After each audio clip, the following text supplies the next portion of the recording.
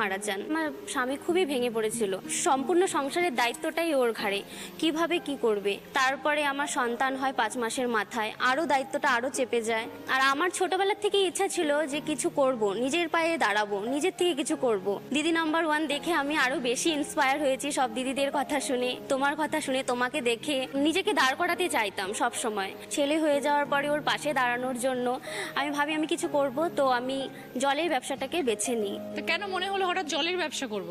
কারণ দৈনন্দিন জীবনে সবসময় প্রয়োজনীয় হয় জলটাই। প্রথমে শুরু করতে গেলে আমি আত্মীয় স্বজন সবাইকে বলেছি, আমি রিস্কাওয়ালাকে দিয়ে প্রথমে আমার ব্যবসাটা 5টা 6টা জল আমার কানেকশন ছিল। তারপরে আমার হ্যান্ডবিল আমি করি, বাড়ি বাড়ি সাপ্লাই করি। হ্যান্ডবিল পাওয়ার পর ওখানে আমার ফোন নাম্বার ছিল, তারপরে আর আমার বাড়ি বাড়ি গিয়ে কাউকে বলতে হয়নি। হ্যান্ডবিল দেখেই ফোন করেছে অনেকে।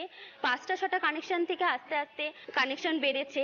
আমি নিজে লোন নেই, লোন নেওয়ার পরে একটা অটো কিনি। সেই 5টা কানেকশনের থেকে বেড়ে গিয়েছে 150টা কানেকশন। আস্তে আস্তে করে ব্যবসাটাকে বাড়িয়েছি।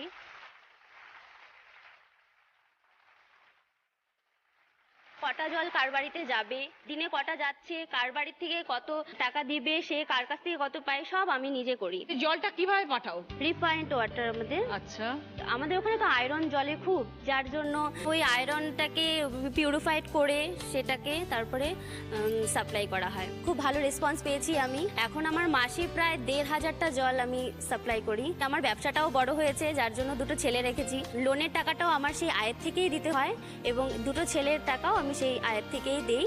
তো এখন এটা করে আমি খুব প্রাউড ফিল করছি, কারণ কি আমি নিজে কিছু করতে পারি, নিজে যেটা চাই নিজে মন খুলে সেটা করতে পারি। তো এই জলের তো নিশ্চয়ই রাখার একটা গোডাউন আছে বা জায়গা চাই? আমার বাড়িতে বড় ঘর আছে নিচতলায়, তো সেখানে আমি সব স্টোর করে রাখি। ছেলে হয়েছে, 2.5 বছরের ছেলে আছে। সেই ছেলেকে মানুষ করার জন্য মানে যা যা প্রয়োজন, ওর যা যা খরচ, আমি নিজের ছেলেকে নিজের মতো করে মানুষ করতে পারবো। আমার স্বামীর কাছে সেটা হাত পাততে হবে না। আমি তাই এই দিদি নাম্বার 1-এর মঞ্চে দাঁড়িয়ে বাদবাকি আরো দিদিদের বলতে চাই, তোমরা যারা ভাবছো যে এখনো কিছু করবে কিন্তু করতে পারছো না, বসে আছো বাড়িতে, তারা সবাই কিছু করো। বাইরে বেরিয়ে করতে হবে না, ঘরে বসেই করো। অনেক কাজ আছে, অনেক কিছু করা যায়। মনে অনেক শান্তি পাবে এবং অনেকটা স্যাটিসফাই পাবে যে আমি নিজে কিছু করছি। একদম ভেরি গুড নম্রতা।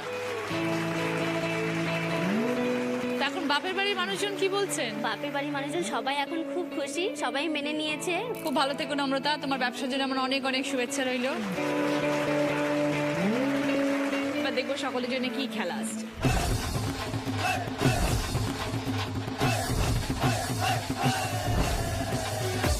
4টে বক্স আছে, পর পর পর পর একটার উপরে একটা বক্স এনে স্ট্যাক করতে হবে। 3টে বড় বক্স, একটার উপর একটা, আরেকটার উপর একটা তুলবে। লাস্টে ছোট্ট